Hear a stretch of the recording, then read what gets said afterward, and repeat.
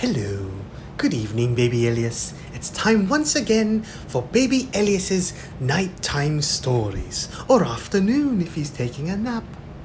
This one is called Little Red Riding Hood. Once upon a time, there was a dear little girl who was loved by everyone who looked at her, but most of all by her grandmother, and there was nothing that she would not have given to the child. Once she gave her a little cap of red velvet, which suited her so well that she would never wear anything else, so she was always called Little Red Riding Hood.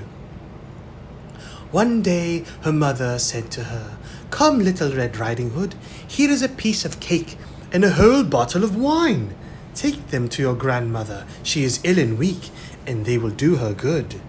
Set out before it gets hot, and when you are going, walk nicely and quietly and do not run off the path, or you may fall and break the bottle, and then your grandmother will get nothing. And when you go into her room, don't forget to say good morning and don't peep into every corner before you do it." What an odd thing to say.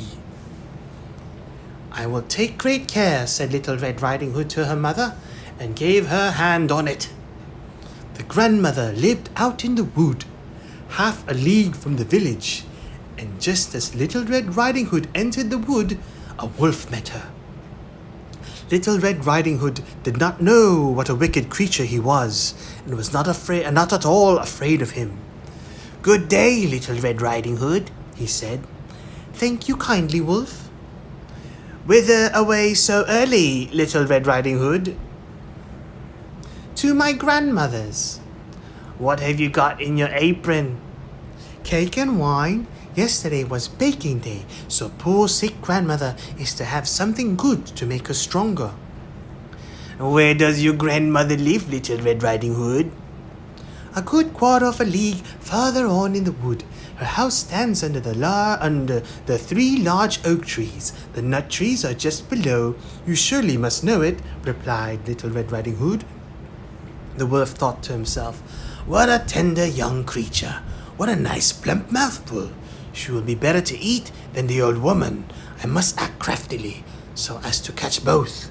So he walked for a short time by the side of Little Red Riding Hood, and then he said, "See, Little Red Riding Hood, how pretty the flowers are about here. Why do you not look around? I believe, too, that you do not hear how sweetly the little birds are singing. You walk gravely along as if you are going to school, while everything else is out here in the wood is merry." Little Red Riding Hood raised her eyes, and when she saw the sunbeams dancing here and there through the trees, and pretty flowers growing everywhere, she thought, "I suppose I take grandmother a fresh nosegay. That would please her too. It is so early in the day that I shall still get there in good time." And so she ran from the path into the wood to look for flowers. And whenever she had picked one, she fancied that she saw a still prettier one further on, and ran after it, and so got deeper and deeper into the wood. What a dumb child. Meanwhile, the wolf ran straight to grandmother's house and knocked at the door. "Who was there?" "Little Red Riding Hood," replied the wolf. "She is bringing cake and wine. Open the door." "Lift the hatch," called out the grandmother. "I am too weak and cannot get up." The wolf lifted the hatch. The door sprang open, and without saying a word, he went straight to the grandmother's bed and devoured her. Then he put on her clothes, dressed himself in her cap, laid himself in bed, and drew the curtains.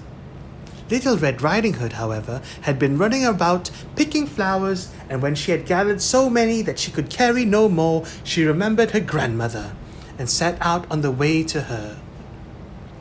She was surprised to find the cottage door standing open, and when she went into the room, she had such a strange feeling that she said to herself, "Oh dear, how uneasy I feel today, and at the other time I was being with grandmother so much." She called out, "Good morning," but received no answer. So she went to the bed and drew back the curtains.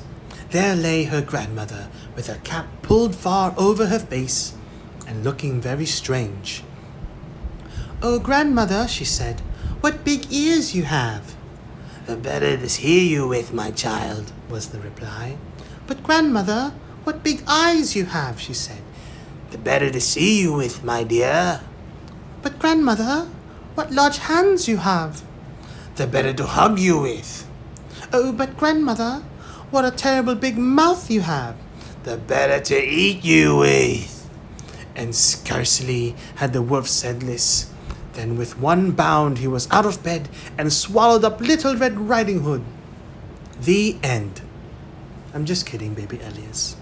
When the wolf had appeased his appetite, he lay down again in the bed, fell asleep, and began to snore very loud.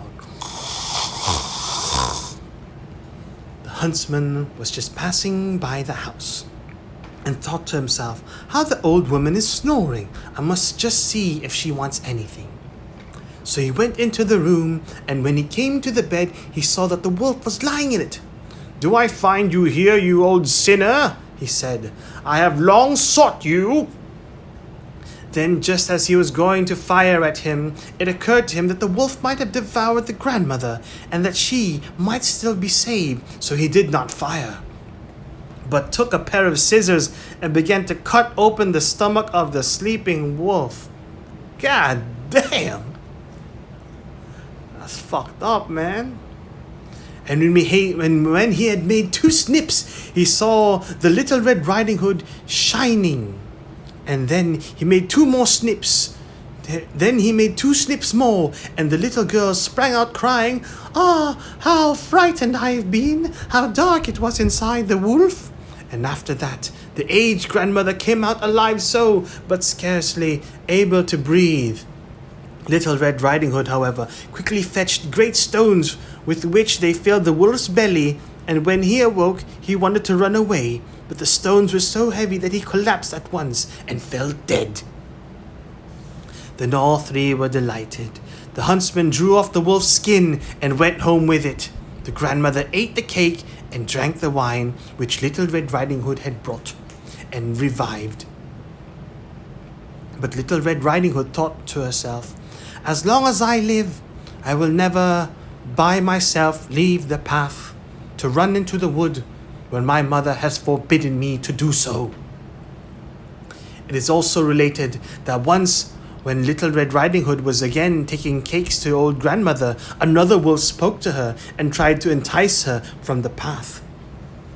Little Red Riding Hood, however, was on her guard and went straight forward on her way and told her grandmother that she had met the wolf and that he had said good morning to her, but with such a wicked look in his eyes, that if they had not been on the public road, she was certain he would have eaten her up.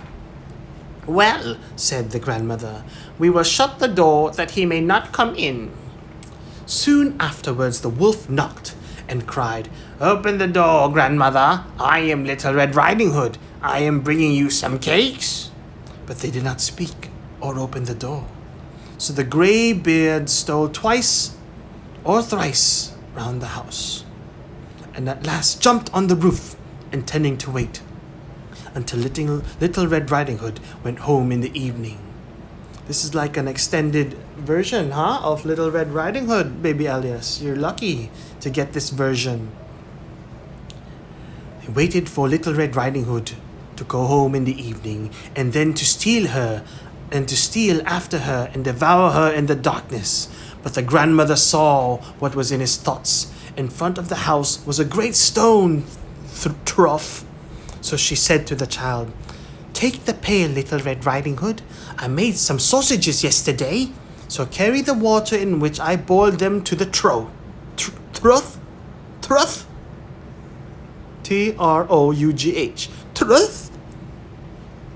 Little Red Riding Hood carried until the great trough was quite full.